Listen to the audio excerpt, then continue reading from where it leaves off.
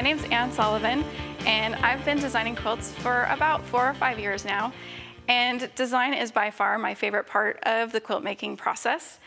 And so when I started making quilts, I ran into improv quilting, and I realized that I could design the entire way through as opposed to designing just at the beginning with block-based quilts. So today I want to talk to you about design principles and elements and how I use them in a design-as-you-go process with improv.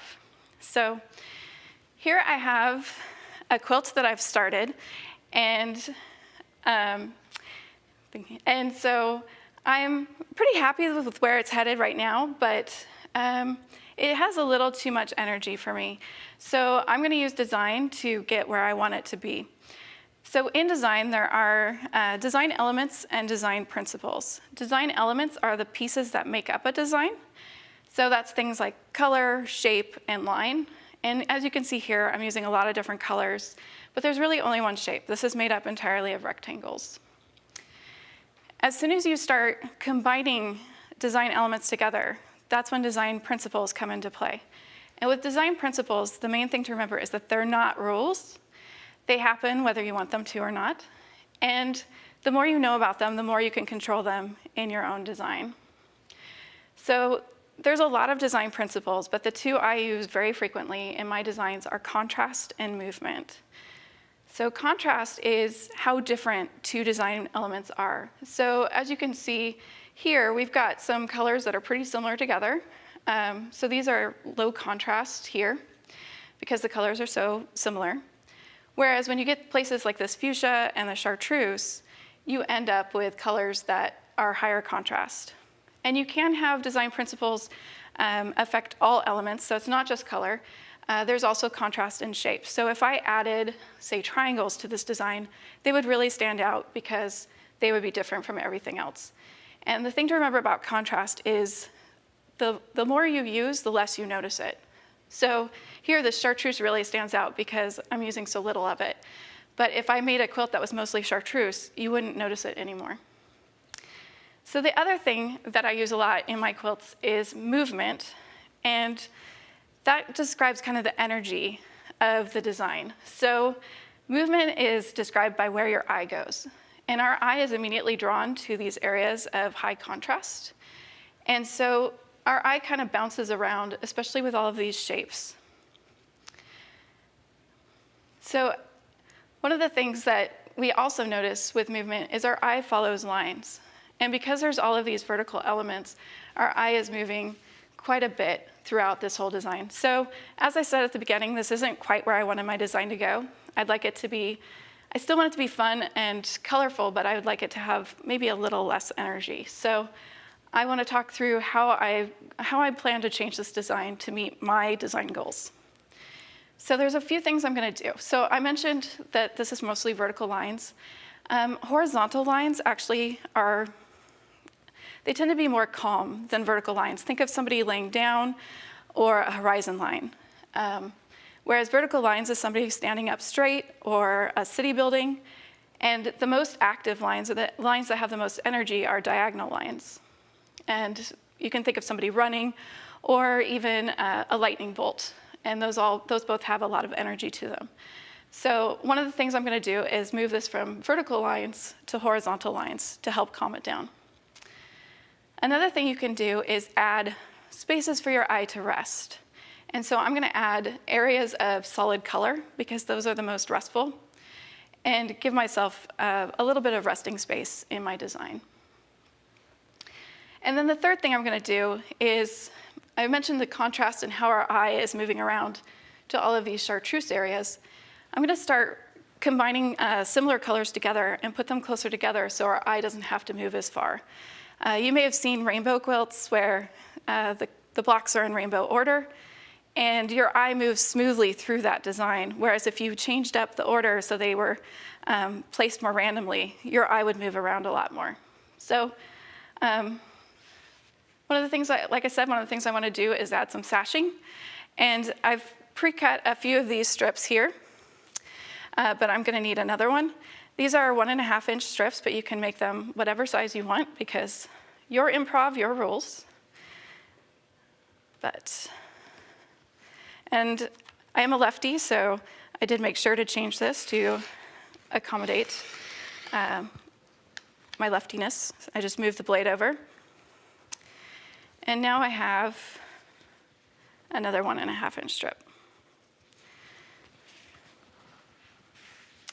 All right, so let's start redesigning this. Like I said, I want to put light colors together. So I have some strips that are a little bit darker, and then I have some that are medium toned.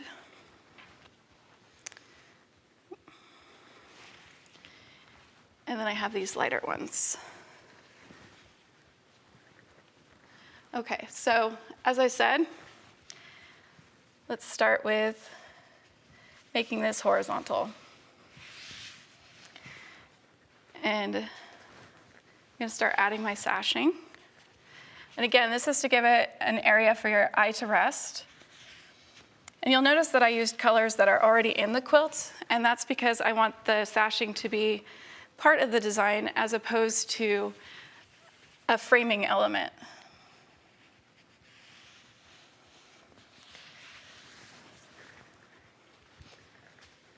All right. Put this like this. All right.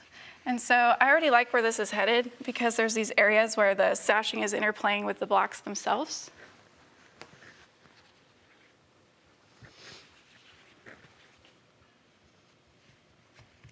And so you get these areas where the color is floating.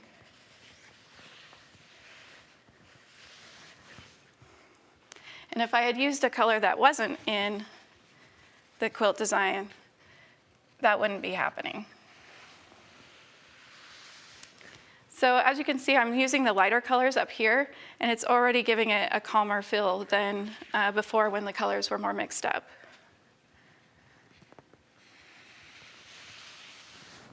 Okay. Just keep going. And so now I've moved into my medium tones. And I'm actually going to change the sashing color here because if I had continued to use fuchsia, it would end up feeling like a fuchsia quilt, just because that would have been the background, and it would have taken attention away from the fuchsia. As I said, the more you use, the less you notice it.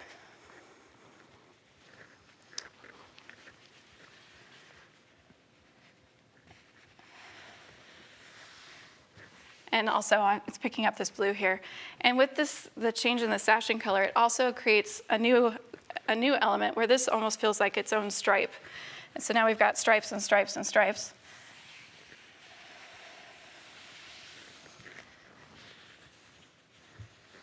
All right. So I definitely like where this is headed. And so I think I think I'm ready to try sewing some of this together. So with improv, it's important to do some sewing as opposed to design everything up front, just because as you start sewing, it changes the proportions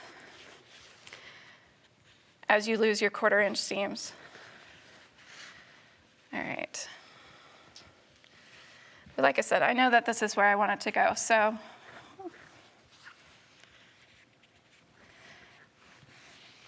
let's try sewing. So I'm actually going to try sewing some of these darker strips together, and then I can put them up on the design wall and see how I like it. Okay. So here I have the sashing sewn, and I'm going to sew together these 2 strips.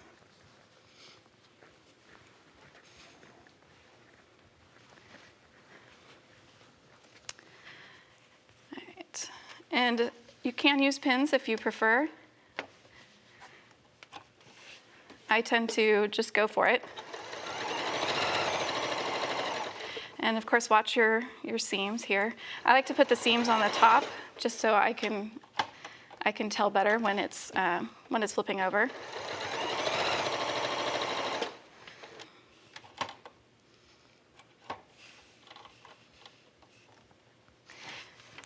So I also make sure to, so when I'm pressing, I make sure that the light colors are, I press towards like colors, and you can press open or closed, or to one side, it's up to you.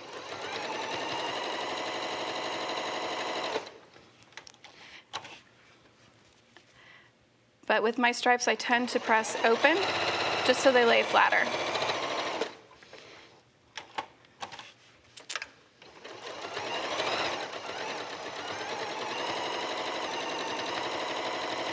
Okay, and almost done.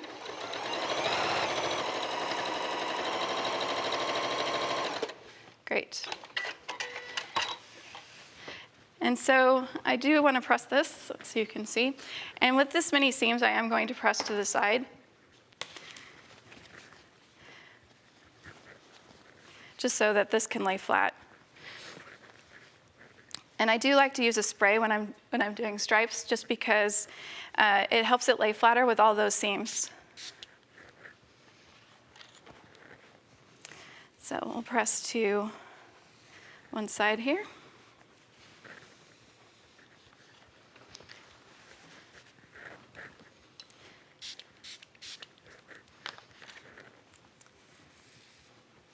Just so we have a nice flat block, and we can really see how that design looks. All right, so now we have that block done, and I definitely like how this looks, even now that it's sewn. And so the next step is to sew this all together, and I'll have a quilt top. And that's how I use design elements and principles to inform design as you go with my improv.